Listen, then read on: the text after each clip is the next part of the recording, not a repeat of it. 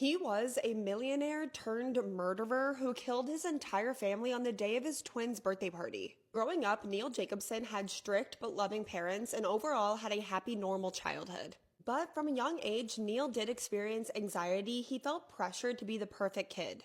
Neil met and married his wife, Frankie, and everyone said that they were living the dream life. They owned their own successful business, had a really nice house in New Jersey, were well off financially, and were overall just a really happy, great couple. The only thing missing from their perfect life was that the two really wanted to have children, but they were struggling to get pregnant. So when Neil and Frankie had their twin boys, Joshua and Eric, it really felt like a dream come true and that the family couldn't be happier. Neil got really into buying real estate. He bought a bunch of homes and condos in Florida where his parents lived. They were investment properties. He was going to rent them out to people, be a landlord, and make a profit. And then Neil's dad got sick, like really, really sick, and Neil wanted to move his entire family from New Jersey to Florida to be closer to his dad, but his wife, Frankie, didn't want to move. She didn't want to uproot their entire family. But by July 2007, the family had decided that they were going to move, so they rented out their house, they sold their business, and they moved to Florida. But very shortly after that, Neil's dad passed away. Not long after that was the 2008 recession. The economy was terrible, and Neil and his family took a massive hit. They were losing money on all the properties that Neil had bought in Florida. Neil started taking out massive loans, but he couldn't afford the high interest on them.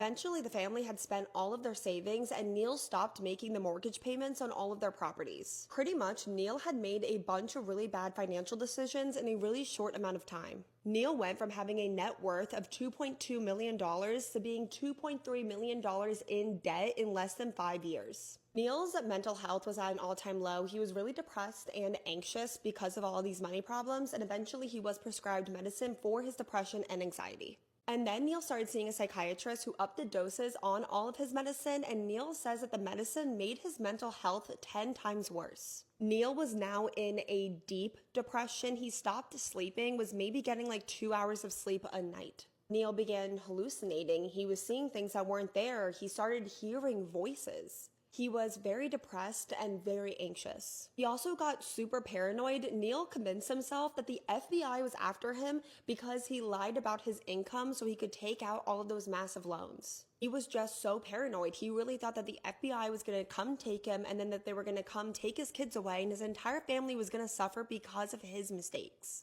And still throughout all of this, Neil's wife, Frankie, was still trying to keep the family happy and together. She planned this really nice birthday party for their twin boys for January 23rd, 2010. It was going to be their 7th birthday party, but they would never make it. Because very early that morning, their father, Neil, very calmly walked into his closet where he kept a weapon and then he shot and killed his entire family. His wife, Frankie, woke up beforehand and she saw her husband pointing a weapon at her face and she begged for her life. Neil told her, "Honey, it's over. There's no other way." She tried to fight her husband for the weapon, but she lost and she was shot twice in the face. Neil then shot both twin boys, Joshua and Eric, while they slept. But then it seems like Neil got confused. Before he left the house, he then tried to wake up his 2 sons that he just killed.